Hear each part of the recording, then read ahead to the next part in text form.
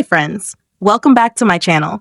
Today in this video, I'm going to show you how to enable the Automix feature on the Spotify app.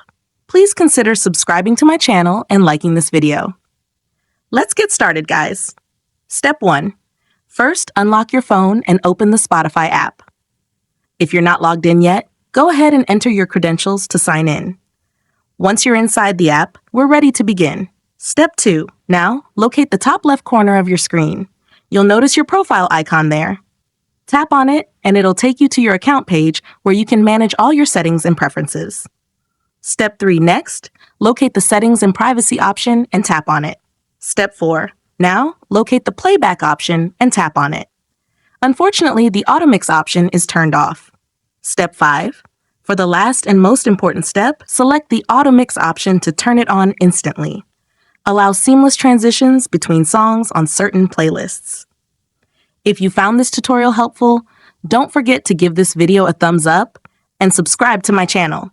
Thanks for watching.